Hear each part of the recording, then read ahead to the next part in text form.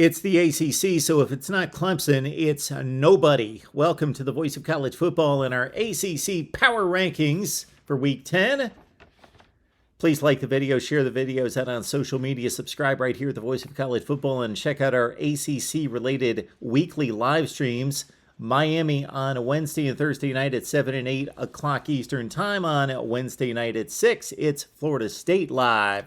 Let's get to the power rankings from the ACC, and here we go with the bottom and the Boston College Eagles. They've been in that spot most of the season, playing horribly under Jeff Hafley. However, they did show a little life, a little spark at home against Duke, losing 38-31 with a new quarterback in replacing the injured Phil Jurkovec. Eamon Moorhead sparked the offense for 330 yards and 4 touchdown passes, but BC loses. They go to NC State this week, a 2-7 football team, as is Virginia Tech, our number 13 team. The Hokies, my goodness, 6 consecutive losses. They blew a 27-16 fourth quarter lead against Georgia Tech. They turned it over 3 times in the fourth quarter. The first of those was with the 11-point lead, about to make it 18 points against Georgia Tech, but they fumbled and gave it up and blew the lead. This is their worst losing streak since 1987. They've lost 3 consecutive games by 1 score, the last 2 by 1 point. 2-7 for Virginia Tech as they move on and play Duke coming up this week. At number 12 in the conference is Virginia. Talk about more close losses for the bottom of the league. They lose 31-28 to a top 15 North Carolina team, coming off another loss in 4 overtimes the week before against Miami, 14-12. We have chronicled the demise of one Brennan Armstrong throughout the season here at the Voice of College Football. Get these numbers. 31 touchdown passes in only 11 games last season for Brennan Armstrong, and of course he led the nation in yards per game passing. This season he's passed for less than half of that per game, and he's also thrown 6 touchdowns in 9 games after 31 in 11 games. Virginia plays it close against North Carolina and against Miami and against just about everybody else for the most part, so they're still fighting with Tony Elliott in his first year as head coach. Virginia's 3-6, 1-5 in the ACC. They've got a date against Pitt, which decided the division a few years ago, but it's an also-ran game this season. At number 11, in some ways, this is the worst team in the ACC. It's the most disappointing by far. It is the only team in the FBS to not cover the spread in every game this season. It's Miami. Wow, 45-3 against their arch rivals at home. Whoo, butt kicking. Tyler Van Dyke gave it a go. Got to credit him to try to fight through a shoulder injury to try to play in this one, but he clearly could not make it. Jake Garcia is not ready for prime time. They opted finally for Jakari Brown, the freshman. He provides the running threat. He ran for 64 yards against FSU, but this is a program that is just in a bad place right now with Mario Cristobal in his first season. And like he says after every press conference, after every game, during the news conference, we are starting from the ground up. We are building a program. We are working. That's all I can tell you is we got a lot of work to do, and yes, they do. Miami is 2-3 in the conference. They go to Georgia Tech, our number 10 team in the ACC Power Rankings. Zach Pyron had his first career start in replacing Jeff Sims, and wow, he had that comeback that we talked about against Virginia Tech in leading the Yellow Jackets to a 28-27 win. He had 303 total yards, just a true freshman, and Pyron leads Georgia Tech right now. They go up against Miami, and it would be a tremendous season for Georgia Tech, considering where they came from after 10 consecutive FBS losses, 13 consecutive ACC losses. They need to go 2-1 down the stretch to reach bowl eligibility. At number 9 in the ACC, defending champion Pitt, coming off a win against Syracuse, 19-9, of course, led by the defense. You can see the score right there. Their number 1 rusher and the top rusher in the conference, Israel Abanaconda, was out. Rodney Hammond filled in capably with 124 rushing yards against Syracuse. Pitt will go to Virginia this week in trying to get that 6th bowl eligibility win. At number 8 in the conference, we've got a 6-3 Louisville team. Man, they've got 4 consecutive wins. They look dead in the water. Before the winning streak, they'd lost to BC. That's unthinkable, 34-33. Malik Cunningham got hurt, but Louisville now is playing some really good football, coming off a 34-10 win against James Madison, in which Cunningham is back. He threw 3 touchdowns against no picks in the game. Tyon Evans has run for 106 and 126 yards the last 2 weeks, and of course they completely blew out Wake Forest the week before. Louisville playing some good football. They've notched some good victories.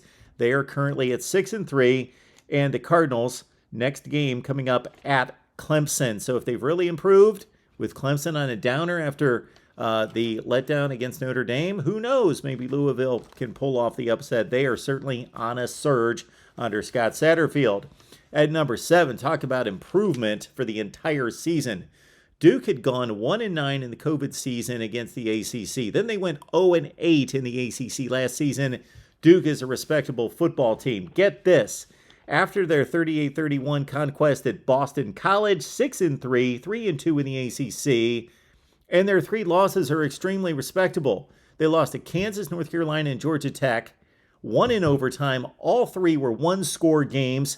Riley Leonard is their number 1 passer and rusher at quarterback.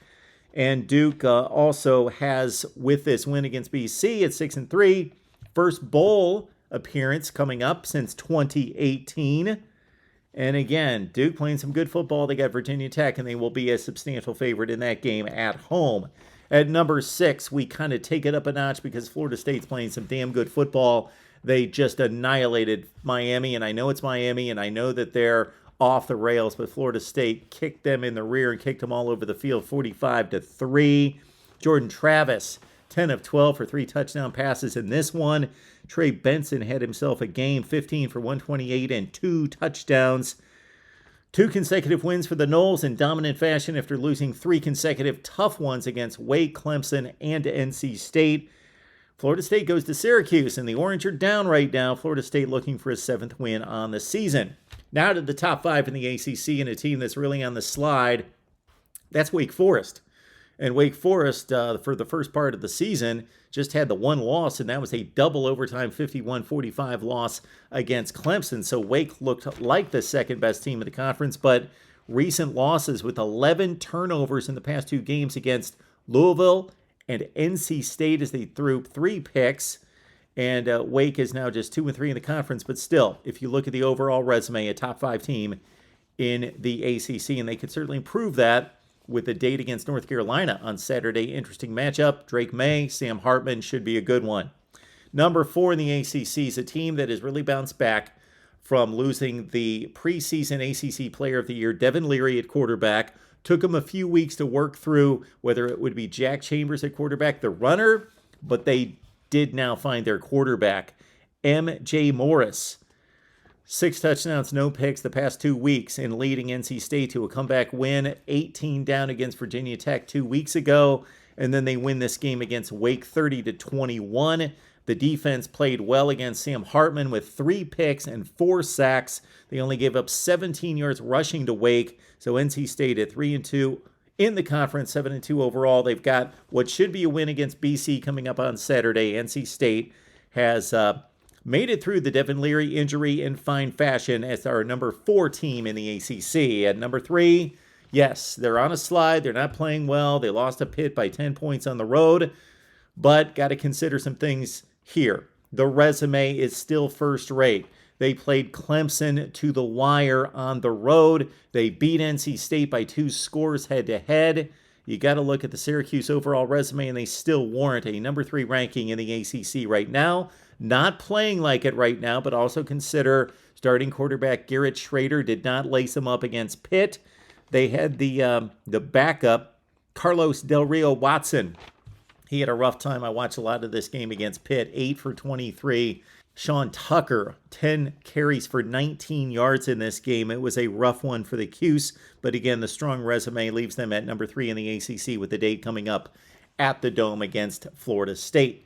Top 2 in the ACC are easy to distinguish, and the number 2 team, we could possibly make an argument that they are number 1, but they play by far in the lesser of the 2 divisions, and the number 1 team has played the far tougher schedule. So North Carolina is still at number 2, but red hot at 8-1 overall. They're a perfect 5-0 in the ACC. Drake May is a Heisman candidate. He's coming off 2 touchdowns, no picks, 293 yards against Virginia. And Josh Downs, 15 catches against the Cavaliers for $166. Cedric Gray on defense, 16 tackles, 2 tackles for loss and a sack. Carolina is playing better defense these days, and they go up against Wake Forest this weekend, and they would have to completely collapse not to reach the ACC championship game at this point at 5-0 in the ACC. And still on top in regards to the ACC, but no longer a solid pick to go to the college football playoff. They would need all sorts of havoc, not because they lost at Notre Dame, but because they got dominated by the Irish. That, of course, is Clemson. 8-1 overall.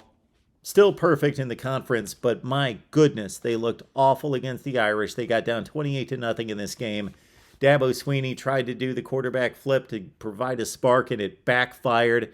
DJ Uiagalelei was not the reason why they were down that far. He was not playing great, but man, he didn't have a chance on most plays. 13 of 19 for 78 yards.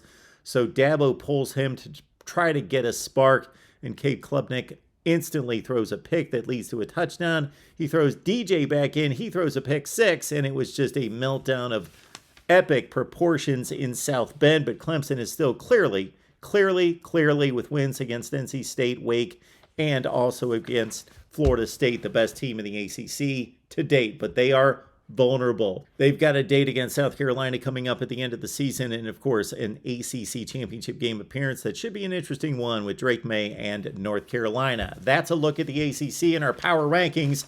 Leave your comments below if you disagree with any of this. Clemson at 1, North Carolina 2, Syracuse at 3, although they're not playing well, NC State at 4, Wake 5, Florida State 6, big drop off to a certain extent to Duke.